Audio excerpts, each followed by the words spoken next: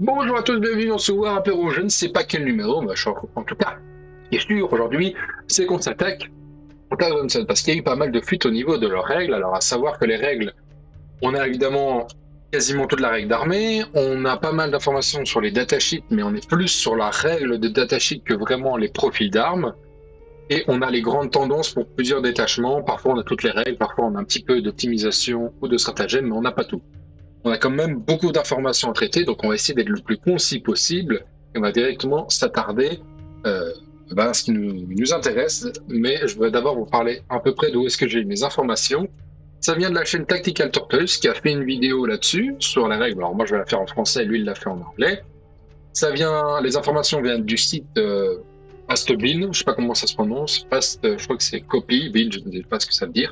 Mais voilà, ça ressemble à peu près à un Reddit où il y a des discussions, etc.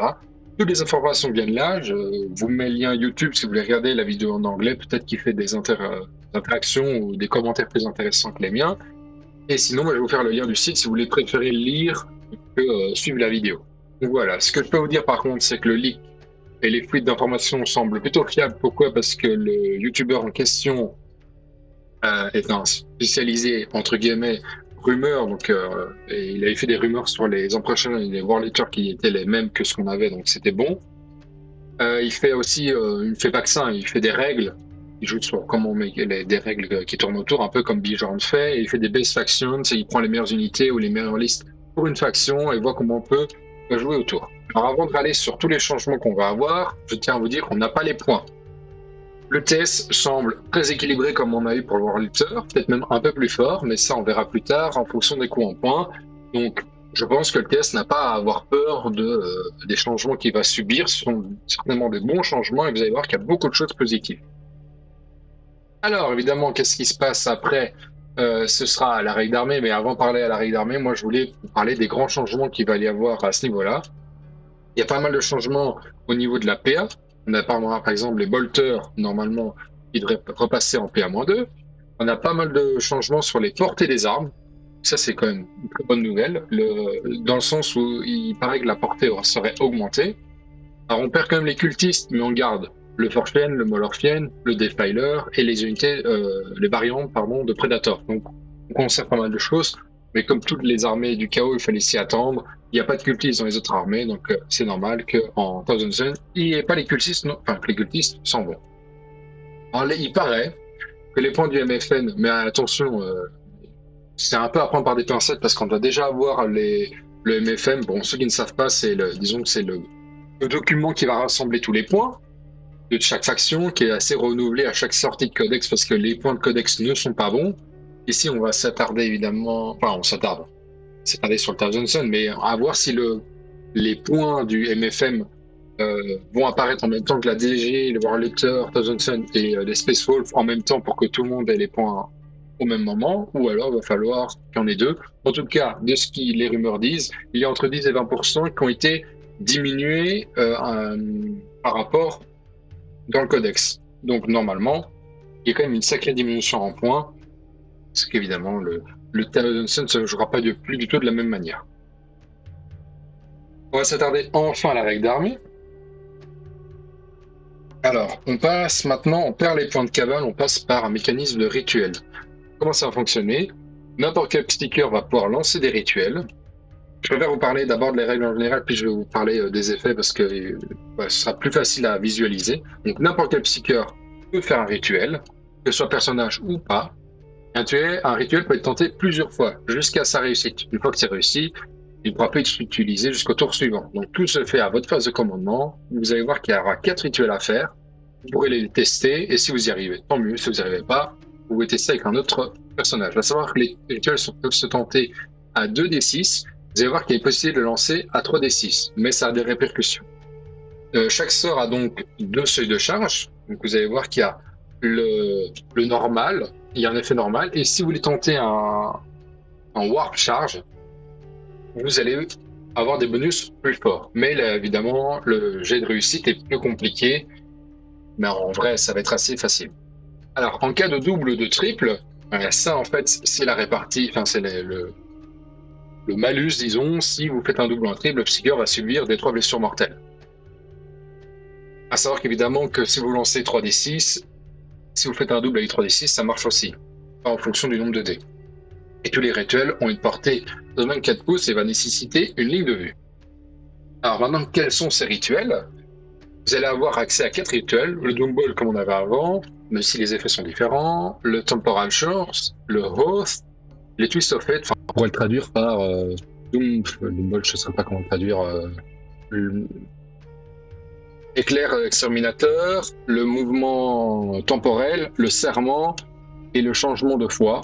Bon, moi je le traduirais comme ça, à voir. Donc pour le premier, vous allez avoir pour la petite charge, dire vous n'allez pas faire le power warp, donc c'est une valeur plus basse. Vous avez la relance des 1, donner une relance des 1 à une unité, ou alors la relance complète. Alors c'est pas précisé touche ou blessure, enfin, c'est peut-être relance des 1, touche et blessure, et après c'est relance complète, touche, touche et blessure, mais complète. À voir ce que ça peut donner. Là on n'a que les informations sur une relance. Ensuite, Twist of Fate, c'était comme avant, on avait un mécanisme de plus 1 à la PA, enfin plus 2 à la PA. Là, c'est plus 1 pour le petit sort et plus 2 pour le grand sort. À savoir que c'est les 4. Hein. Vous pouvez pas avoir, ah ben là je fais le petit là, je fais le grand. Non, vous faites un rituel et c'est vous décidez le grand ou le petit que vous voulez faire. Alors, pour le Doombold, c'est D3 blessures mortelles à l'adversaire. Je pense que vous allez tout le temps aller le surcharger entre guillemets pour vous faire le D3 plus 3, c'est beaucoup plus fiable. Parce qu'un D3, vous pouvez très bien faire 1, alors que là, vous faites minimum 4 chaque fois. Donc, vous quadruplez la létalité de cet effet-là. Vous allez voir qu'il y a des mécanismes pour les rituels en plus de cela. Et le surge va pouvoir vous donner un D6 mouvement à la phase de tir, ou 6 flat si vous faites la grande charge, entre guillemets. Donc là, c'est la règle d'armée. Maintenant, on va s'attaquer aux personnages, on verra les détachements plus tard. Au niveau des personnages, on va commencer évidemment par Magnus le Rouge. Alors lui, il va avoir plus 2.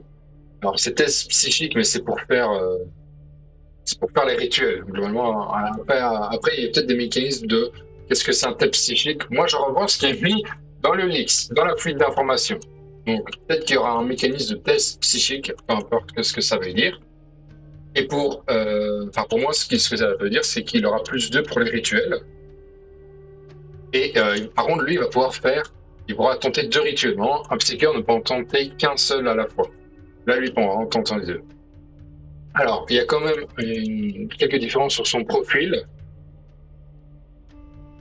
Donc, le Gaze of Magnus, c'est son arme de tir et de corps à corps, mais là, c'est son arme de tir. Il passe de force à 11 et puis à -2, avec blessure de la cicatrice, là où avant, et dégâts 3. Mais ça, dégâts 3, il l'avait déjà. Avant, c'était force 9.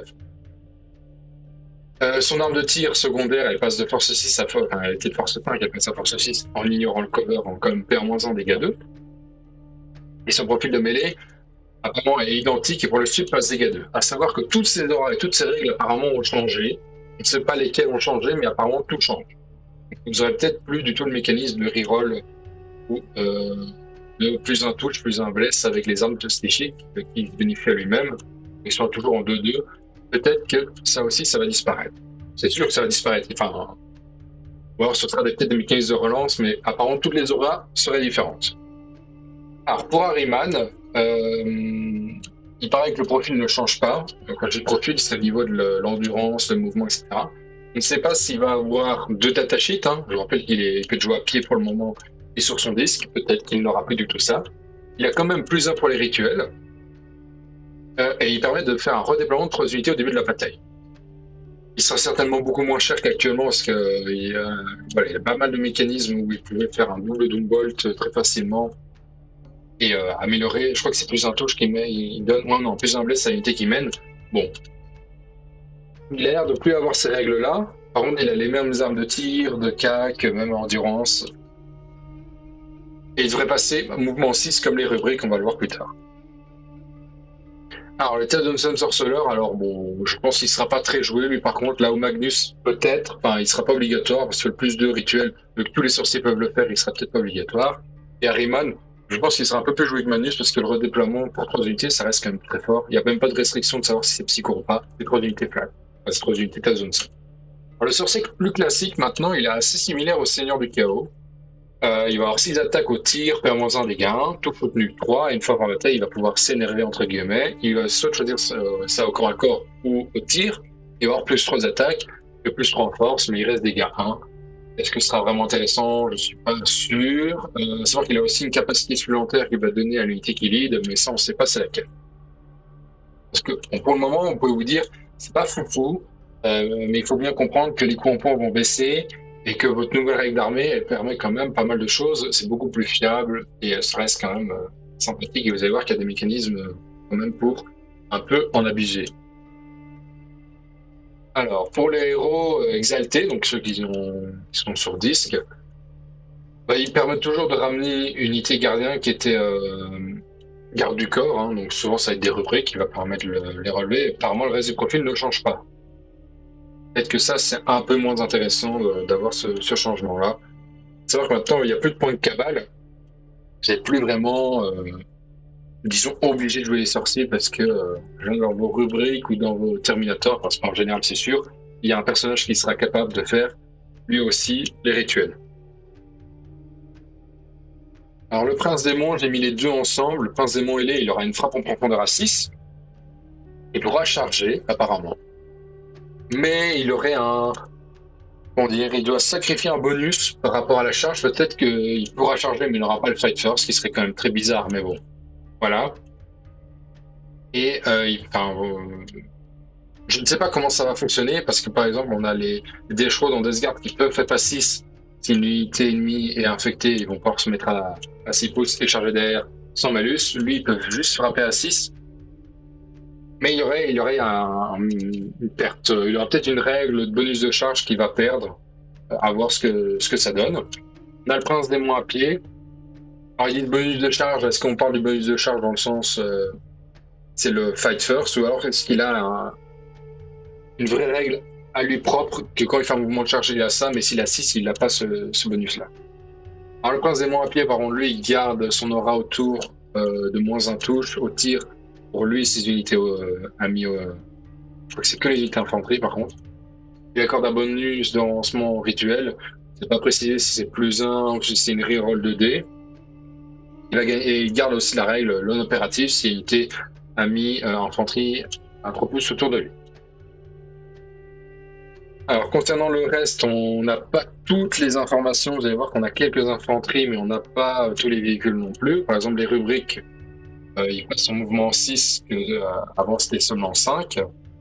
Ils conservent leur capacité de relance des blessures contre certaines cibles, à savoir que ce n'est pas sur objectif. Il paraît que ce serait... vous avez une relance des 1 à la blesse qui est natif et reroll de tout sur objectif.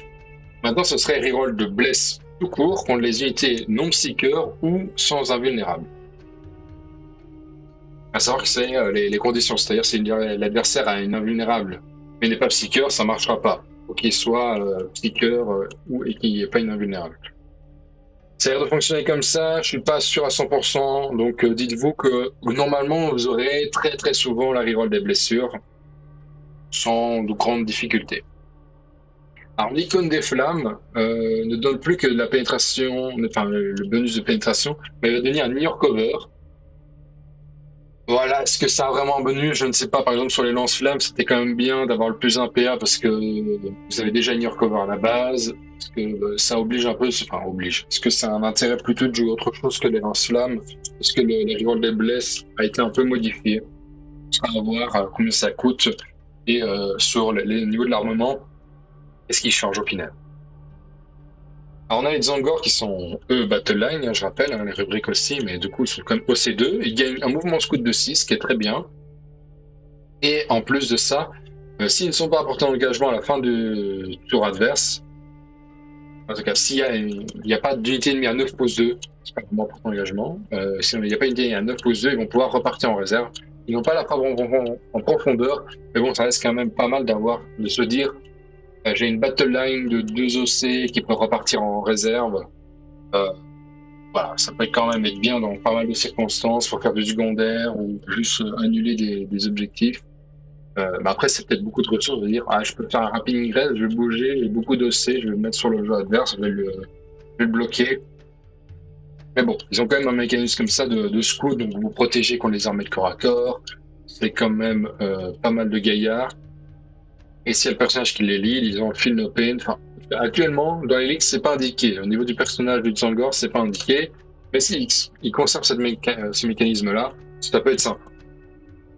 Alors les Tsangor éclairés, ils sont bien séparés en deux fiches d'unité. Hein. Je rappelle qu'il y a ceux qui ont la lance et ceux qui ont harpé, qui ont un arc à flèche. Alors ça va lui.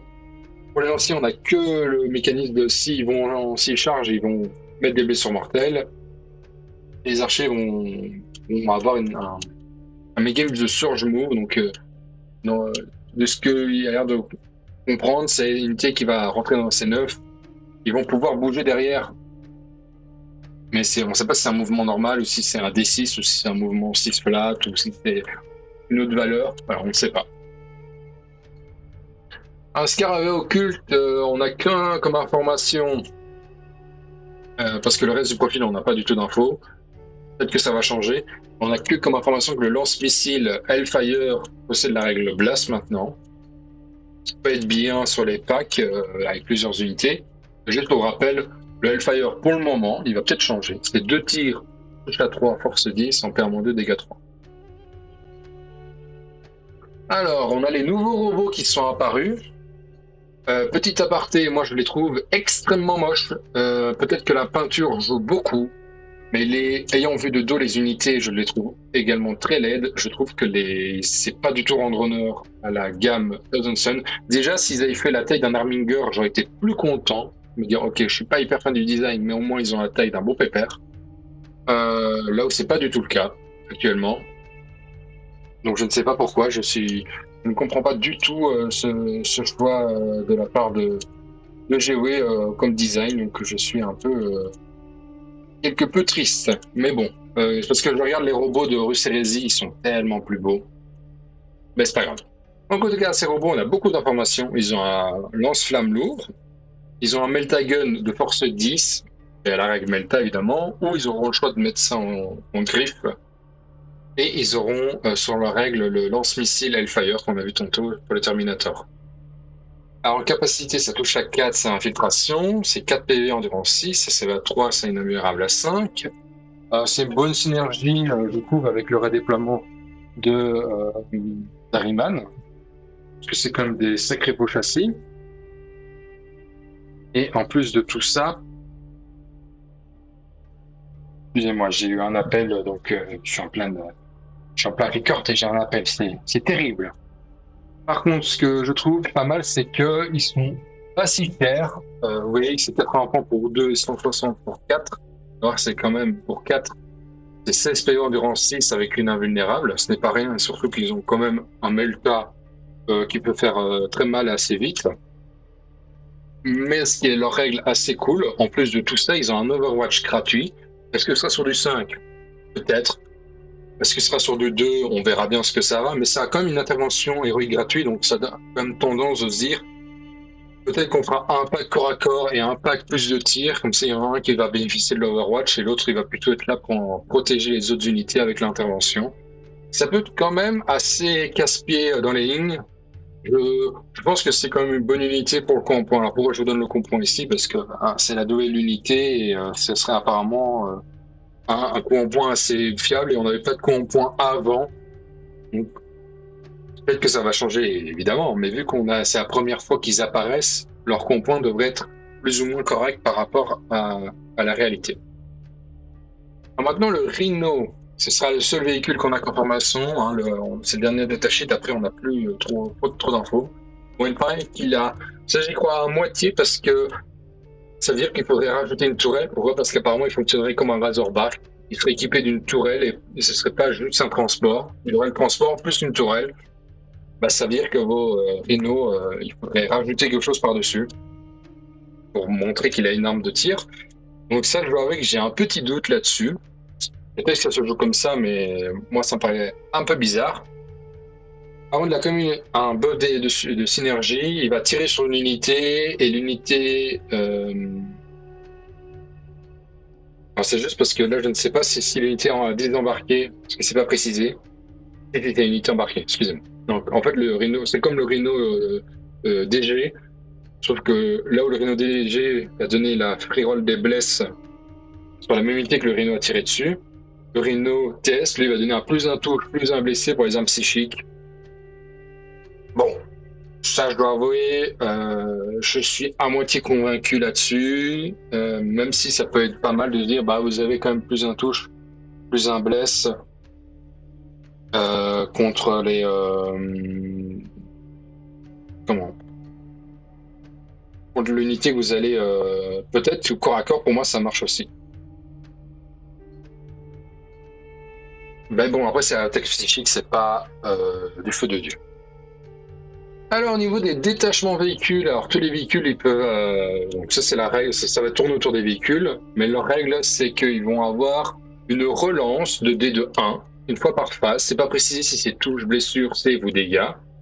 Et encore une fois, s'ils sont à 6 pouces d'un psycheur, ils peuvent relancer n'importe quel dé une fois par phase. Un peu comme on a chez l'espèce marine. Mais c'est pas précisé si c'est touche, blessure, save ou dégâts. On verra bien. Et les véhicules explosent sur un 5+. Bon, bah, ça fera un peu plus de mortel. Ça peut être quand même rigolo. Alors, c'est que véhicule, donc ça va certainement fonctionner que avec... ben non, parce que vous avez quand même le Forge-Pien, le Molor-Pien. Vous avez quand même le Vindicator, les Predators, le Defiler, le Land Raider, le Rhino. Donc, vous avez quand même pas mal de véhicules. Ça peut être rigolo de jouer plus une armée véhiculée. Quand même, parce que comme ça, il y a plein d'endurance, il y a plein d'invus. Vous êtes quand même démoniaque et du coup, vous avez des invus à 5 sur vos véhicules. Ça peut être rigolo. Mais il n'y a pas de strata, il n'y a pas... Ah, je l'ai mis 2 fois, je ne sais pas pourquoi. Alors, le prochain, c'est le détachement mutant qui s'applique sur les Tsangors éclairés, Mutalites et les spawns. Comment ça va fonctionner? Vous avez un mécanisme défensif et offensif. Globalement, vous allez mettre, sur le défensif, vous allez mettre D3 mortels sur une unité qui a Tsangor éclairé, Mutalité, spawn. Vous allez mettre D3 blessures mortelles sur votre unité à vous. Vous allez avoir moins un bless. Bon, ça fait un peu Slanesh. Je dois avec se dire, je vais mettre des mortels pour me mettre des bonus. Plus vu ça, c'est Slanesh, mais bon. Et l'offensif, vous allez vous mettre D3 blessures mortelles pour avoir la full reroll. Enfin, pas la full reroll, mais la reroll des 1, la bless. Ce que je trouve un peu dommage au niveau de l'offensive, j'aurais plus vu D3 plus 3 ou D6 bêtement, mais j'aurais moins un touche, moins un bless et un mécanisme de reroll bless. Parce qu'en plus, vous avez même pas beaucoup de blessures dévastatrices, à part avec Magnus, où vous avez quelques mécanismes de BM pour le moment, de ce que je vois. Donc j'aurais plus vu un D6, surtout que c'est des Zangor, c'est Métallite, c'est Spawn, c'est pas non plus les unités qui vont faire le plus mal. Mais bon, la Mutite a l'air de, si elle conserve en Phénopène à 5, va quand même résister. Le Spawn ont aussi leur Phénopène à 5. Les Tsangor éclairés, si le personnage les lead, enfin les Tsangor tout court, pour l'instant ont aussi un Phénopène à 5. Donc ça permet de se dire, ok, je vais me prendre des 3 versions mortelles, mais je vais peut-être en sauver une ou deux derrière. Donc c'est quand même pas si mal. Même si je dois avouer que la reroll D1 pour blesser, pour moi c'est un peu limité. J'aurais mis la reroll D1 touche et blesse. Peut-être que c'est ça, mais dans les rumeurs, pour l'instant on n'a que l'information est seulement là. En amélioration, on aurait les Tsangor deviennent Battle Line. Vu que les Tsangor le sont déjà, ce sera les Tsangor éclairés évidemment, et ils auraient plus un OC. Il y aura un stratagème qui permettrait de conférer une invulnérable à 4 à une unité mutante. Donc Tsangor éclairé, mutate ou spawn. Alors maintenant, détachement rubrique. Alors j'aime beaucoup la règle d'armée, c'est All is Dust, donc toutes les poussières. C'est toutes les unités, donc c'est concentré sur les rubriques. La règle, c'est toutes les unités bénéficient d'un +1 à leur jet de sauvegarde contre les armes qui sont dégâts 1. À savoir qu'il y a un stratagème, que c'est le seul qu'on connaisse, mais c'est pas de permettre de réduire les dégâts subis de 1. Donc, ce qui est rigolo, c'est qu'un dégât 2, le réduire à 1, et du coup, le All of Dust va quand même fonctionner, et du coup, vous aurez quand même un +1 save. Donc ça permet quand même pas mal de choses. Quand vous avez couvert +1 save, bon, en dégâts 1, c'est-à-dire la saturation chez vous, en dégâts 1, ça va être bien, vous allez être bien tanky. Et les dégâts 2, vous avez quand même un mécanisme avec un stratagème de le réduire. Bon, après, les dégâts 3, tant pis pour vous. Alors, on a un détachement qui est l'anciennement détachement index. Donc c'est Cult of Magic. Alors vous allez voir qu'il y a 2 slides qui sont consacrés à celui-là parce qu'il y a beaucoup d'informations. C'est le seul détachement, où on a autant d'informations. Alors les aptitudes, donc c'est Cult of Magic, apparemment le nom ne devrait pas changer. Vous allez avoir +1 pour laisser pour les armes psychiques, +6 pour les portées des pouvoirs psy, Et blessure dévastatrice pour les pouvoirs psychiques. À savoir que vous ne le choisissez plus au début de vos tours, c'est une fois par partie. Un peu comme il y a les doctrines avec le détachement Cladus chez l'espèce marine. Bon, peut-être que c'est quand même un changement, parce qu'il me semble qu'avant, c'était à chaque fois que vous activiez, vous pouvez le décider, vous n'avez pas une limitation. Après, c'était touche soutenue, touche fatale ou blessure dévastatrice, il me semble, de mémoire. Là, vous avez quand même un plus d'un bless qui est pas négligeable. Les 6 de portée, peut-être que c'est plus intéressant au début. Les blessures dévastatrices.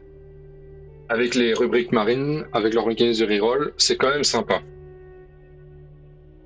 Alors là, on a beaucoup d'infos. Les stratagèmes, on a un stratagème qui permet de mettre une unité pendant un tour derrière une doctrine, même si les doctrines ont déjà été utilisées. On a notre stratagème qui est le Destined by Fate. Bon, il ne change pas. Donc vous allez changer les dégâts sur une unité psycheur à 0. Sur Magnus, c'est toujours très très bien. L'arcane sur les améliorations et le cristal ne change pas, donc c'est toujours plus un force, plus un dégât pour les armes psychiques du porteur. Et l'autre, c'est vous retirez l'unité à la fin du tour adverse et elle va pouvoir revenir à votre prochaine phase de mouvement, l'étape de renfort. Vous la mettez n'importe où sur le champ de bataille, à savoir, vous êtes obligé de le faire à plus de 9 pouces des unités ennemies, même si vous n'avez pas la règle Deep Strike, c'est juste. Globalement, c'est comme si vous donnez la règle Deep Strike à une unité que vous allez retirer du champ de bataille. Et ensuite, il y a une dernière amélioration, l'Heure de Forbidden Sorcery, qui va permettre à un sorcier exalté d'effectuer un même rituel une fois par partie. Alors, comme moi je le comprends, c'est-à-dire que vous allez pouvoir, même si le rituel est réussi, vous allez quand même pouvoir le refaire derrière. Je crois qu'on peut le comprendre comme vous pouvez faire un double Doom Ball comme il y avait avant, ou un double move, ou un double... Oula, j'ai perdu le fil des 4 autres effets, enfin des 2 autres effets. Vous avez les BM, vous avez le mouvement, et je sais plus du tout les 2 autres. Attendez, je vais revenir en arrière, parce que ça m'est sorti de l'esprit, j'aimerais bien quand même m'en rappeler. Voilà, au niveau des rituels, c'était... Donc ça a 24 pouces et ça doit être visible. Votre mouvement, la reroll, ça peut être quand même bien d'avoir 2 unités qui vont full reroll. Ouais, est-ce que c'est touche et blesse, ça c'est pas encore précisé. Et les plus améliorer votre PA.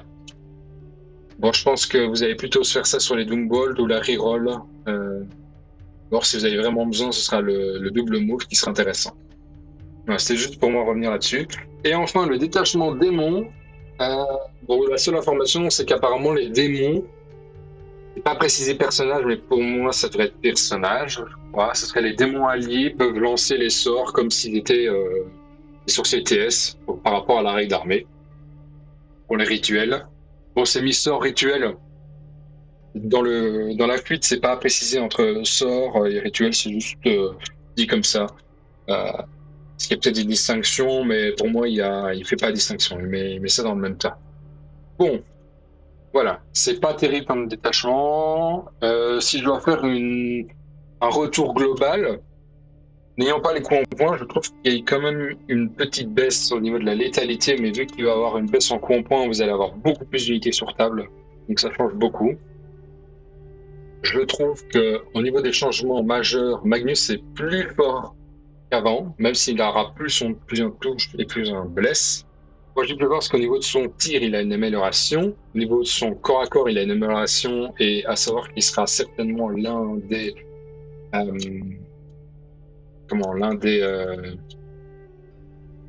nom. L'un des primaires qui tapera certainement le plus fort, parce qu'il a quand même force 16. Et force 16, c'est quand même vachement plus intéressant que force 14. Il en perd moins 3, dégâts 3 flat, même si les autres sont D6 plus 1. Et je crois qu'en gros, il y a aussi D6 plus 1. Il a perdu son D6 plus 2, il me semble. Bon, après, je me rappelle plus comment, mais il garde un flat 3 qui est assez fiable. On conserve ça. Même cette attaque dégâts 3. Et qu'il a quand même un sacré tir qui est aussi lui dégâts 3. Il y a pas mal de mécanismes qui seront mis en cover. Vous pouvez améliorer votre PA, donc il n'y aura pas de tracas là. Je trouve que les rituels sont plus intéressants. En fait, c'est surtout ça. La règle d'armée, en fait, moi, j'ai beaucoup apprécié le TS par rapport à avant où je jouais beaucoup de personnages pour avoir absolument au point de cabale, là où maintenant, en fait, t'as un petit sorcier dans une unité de rubrique ou un petit sorcier dans une unité Terminator. Bah en fait, va pouvoir quand même faire des rituels et ça va pas bloquer au niveau des points de cabale à dire, bah voilà, il me reste un sorcier, par exemple, en fin de partie, il vous reste un sorcier et dit, bah j'ai un point de cabale, je sais rien faire. Là, au moins, vous pouvez dire, bah je peux tenter un rituel, je peux même tenter un 3d6, c'est pas grave si je me prends des BM. Et au final, de se dire, ok, ben voilà, je vais me prendre peut-être des BM, mais au moins je pourrais faire quelque chose en plus, mon double move, une reroll, enfin, des rerolls, et, ou des doombold, ou des choses comme ça. Au moins vous êtes plus bloqué à jouer plein de persos. Magnus n'a l'air plus auto-include, ce qui est quand même une bonne nouvelle, c'est-à-dire que vous pouvez dépenser plus de 400 points à jouer autre chose. Au niveau des détachements, bah, je vais revenir un peu en arrière pour vous parler un peu en détail de ce que j'en pense. Parce qu'au niveau des datasheets, en soi, vous avez vu qu'il n'y a pas beaucoup de changements. Je trouve que les nouveaux robots sont intéressants, ne seront pas obligatoires, mais bon, permettent quand même pas mal de choses parce que c'est quand même pas mal de points de vie pour un point pas très élevé. Et à mon avis, les points ne seront pas plus élevés parce que vous toucherez quand même à 3. Et les mécanismes de reroll, vous préférez les mettre sur des packs plus résistants, ce sera plutôt des trucs à secondaire ou même à un peu de létalité. Vous avez quand même l'Overwatch et l'intervention héroïque gratuite. Donc ça, il y a quand même, ouais, il y a quand même des mécanismes de move qui sont intéressants à ce niveau-là. Au niveau des personnages, les points scellés ont l'air moins intéressants que les points scellés chez les World Lifters, Deathguard et EC. Un peu dommage à voir les coups en points. Je pense que c'est eux maintenant qui vont devenir les. Là où c'était d'abord les princes démons World Lifters qui étaient le plus faible, là je pense que c'est plutôt les TS qui risquent d'avoir le coup en points le plus bas. Parce qu'ils n'ont pas les buffs que les autres copas ont. À voir sur leur profil d'armes, parce que je rappelle quand même que le chiffre. Par exemple, au nombre d'attaques, ils ont mis le chiffre de chaque. Dieu et le chiffre de Zinch c'est quand même 9. Donc s'il a quand même 9 attaques de dégâts 3 et puis 18 de dégâts 1, bon, il serait quand même très très bien. Hein. Le fait de frapper à 6 et de charger, ce sera quand même quelque chose de pas négligeable. Parce que 9 attaques dégâts 3, oui, ça va faire peur à beaucoup de monde. Hein.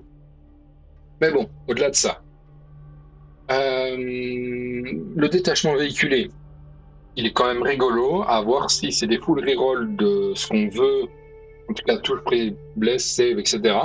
Si ça laisse, ça reste quand même vachement intéressant parce que vous allez jouer des psycheurs pour les buffer, des rubriques, il y a un personnage psycheur, donc l'unité sera psycheur. Et les 6 pouces, vous allez vite les chercher sans problème, et ça va vous permettre quand même pas mal de choses. Vous pouvez mettre vos Chaos Spawn en mouvement scout, et voire même des Sangor en mouvement scout pour vous protéger, et tous les véhicules après seront libres au niveau de la létalité, et même plutôt fiables parce que vous allez avoir vos rerolls. Je pense que, à mon avis, les Forge Piens, ils vont être pas mal joués, ou des choses ainsi, des Land Raiders peut-être seront plus intéressants. On a vu que les Land Raiders changeaient en fonction, enfin leur profil de tir changeait un petit peu en fonction du dieu, à voir ce que nous réserve le Land Raider Thousand Sun, mais je pense pas que ce soit mauvais, je pense que c'est même plutôt fort parce qu'exploser sur du 5, bon, il va falloir faire évidemment attention à protéger vos véhicules. Peut-être que vous n'avez pas trop cherché les mécanismes de mouvement des embarqués chargés, vous n'allez peut-être pas mettre trop vos véhicules, peut-être le Rhino sera pas trop intéressant ici, ou alors vous en jouerez un, peut-être deux, pour avoir quand même les plus intouches, plus un bless si vous voulez vraiment vous focus sur les pouvoirs psy.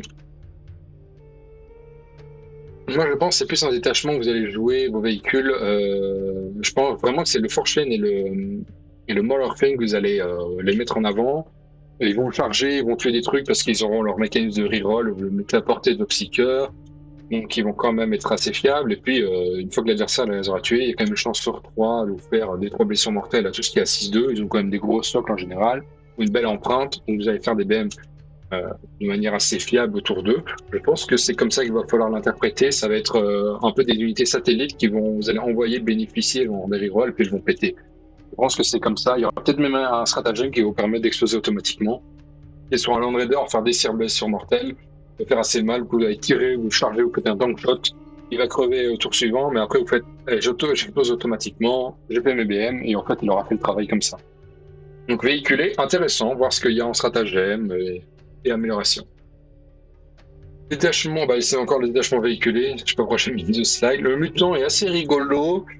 Je pense qu'il y aura des stratagèmes qui vont aider. Ça va surtout se baser, à mon avis, plus sur les stratagèmes ou les améliorations, parce que je pense, ou alors ce sera une façon de jouer très horde.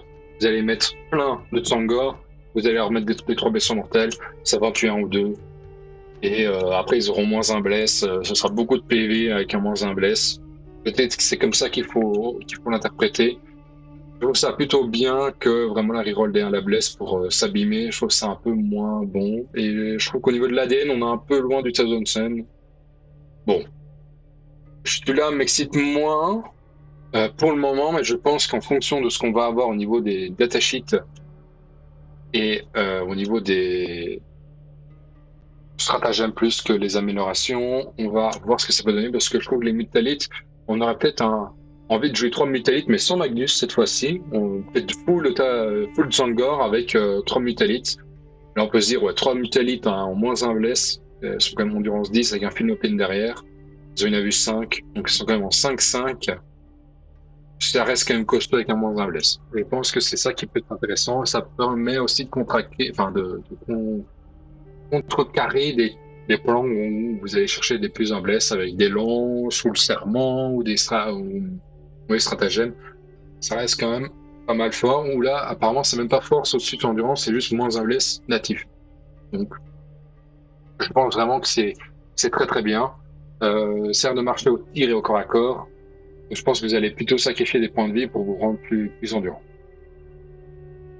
Un détachement rubrique, moi, je trouve qu'il est plutôt cool, surtout en équipe, parce qu'en équipe, vous allez pouvoir un peu choisir entre guillemets le match-up. Et en fait, si vous tombez sur des unités qui ont beaucoup de saturation ou alors qui ont pas mal de tirs en dégâts 1 sur les rubriques, c'est-à-dire qu'il va devoir mettre du dégât 3. Si du dégât 2, vous pouvez le nuller avec un stratagème. C'est-à-dire du dégât 3 sur des rubriques, ça peut potentiellement, si vous jouez des thermis, protéger vos Terminators. Parce que quand vous êtes en cover plus 1C, savoir que c'est plus 1C, mais il n'y a pas de limite entre guillemets. Vous pouvez être en sauvegarde à 2 avec les rubriques. Ce serait en sauvegarde seulement à 2 parce que vous aurez le cover. Si c'est PA-1 ou PA-2, ben vous restez sur votre 3+. Mais si c'est que PA-1 dégâts 1, vous serez sur une 2+, avec vos rubriques qui seront dégâts 1. Voilà. Ça reste quand même, je trouve, plutôt bon. Parce que vous êtes protégé de manière assez sûre à ce niveau-là. Je pense que vous pourrez jouer beaucoup de rubriques qui vont être tanky au final. Parce qu'en sauvegarde à 2, vous êtes libre presque des Grey Knight, mais vous serez certainement pas au prix des Grey Knight. À voir comment ça tourne autour, parce que là on a juste une règle d'armée et un stratagème qui fonctionne bien avec la règle d'armée. Donc potentiellement il y a également des mécanismes d'amélioration qui disent même vous avez le bénéfice de la règle d'armée sur du dégât 2, et là ça devient complètement ok, c'est-à-dire vous allez aller chercher peut-être les rubriques sur du dégât 4. Alors ça c'est vraiment de la spéculation, mais voilà. Détachement rubrique, moi je pense qu'il y a des choses à faire. Détachement index, bah là on a plein d'informations, donc il y a beaucoup de choses à faire, ça a l'air d'être plutôt bien. Donc tout ça, j'ai pas grand chose à dire. Les détachements démons, moi, ils me déçoivent un petit peu, mais comme tous les détachements démons, il y a des choses à faire. Je pense que le meilleur pour l'instant, c'est clairement le détachement démon chez le World Eater, où vous bénéficiez des règles d'armée si vous tuez un certain nombre d'unités. Et souvent, vous allez y arriver parce qu'il y a des stratagèmes qui permettent d'améliorer ça, et vous avez des optimisations qui permettent également d'améliorer vos dîmes de sang. Là où vous avez les démons a directement, c'est chez Todd Johnson directement la règle d'armée, il n'a pas besoin de tuer des unités. Les rituels, ça vous permet peut-être de se dire, je peux jouer du Tsangor, pas forcément des rubriques ou des choses ainsi, mais bon, les rubriques, je pense que vous aurez envie d'en jouer et vous aurez envie de. En fait, ça va dépendre des datasheets, mais le truc, c'est que si les datasheets démons qui sont sortis, qui sont les mêmes pour tout le monde pour le moment, c'est les mêmes datasheets démons pour les Kairos, etc. vont venir. Vous avez quand même des mécanismes d'avoir plus un CP et réduire le CP de 1 adverse, donc ça peut être fort aussi. Mais vous n'avez pas un mécanisme de mieux réussir vos rituels. Donc en fait, il n'y a que 2 personnages qui permettent d'améliorer ces rituels, c'est Magnus et Harryman. Est-ce que vous avez envie de tester ça contre du démon en plus que vous pouvez mettre des BM sur les démons et vous comptez surtout sur votre invue pour tanker? Je pense qu'à ce niveau-là, c'est bien sans être incroyable. Donc, je suis un peu dubitatif, mais je vous le dis, hein, vous voyez beaucoup de changements déjà avec ces leaks-là. Je vous dis tous, attendez d'avoir full codex et full information, full des points. Donc, et en plus, le Tales of Sun sort dans un moment, donc vous avez encore de la marge, vous pouvez encore jouer tranquillement dans votre coin avec l'index de sûr, mais voilà, on a déjà un peu une idée globale. Je pense qu'il faut rester dans le positif, et le positif, c'est on a changé la règle d'armée, et je pense que déjà, à ce niveau-là, je pense que c'est une bonne règle d'armée, parce que vous allez souvent avoir vos 4 bonus, de dire, je vais pouvoir faire de la BM, je vais pouvoir bouger en plus, parce que maintenant, les rubriques bougent de plus 1, donc techniquement, vous passez votre double move qui vous disait, bah, je bouge de 5 deux fois, bah, vous bougez de 10, là, vous faites bouger de 12. C'est vrai que c'était mieux sur Magnus, parce que Magnus, du coup, il va très très loin. Euh, je crois pas qu'il bougeait de 14, donc il bougeait de 28, entre guillemets. Bon, c'était sympa, mais voilà. Je pense quand même que le flat 6, c'est quand même plus intéressant sur d'autres unités, celles qui me bougeaient moins de 6. Enfin, celles qui bougeaient plus de 6, c'est sûr que c'est un nerf, mais bon, tout ce qui est 6 en dessous, c'était mieux. Je ferais certainement plus sur ces unités-là.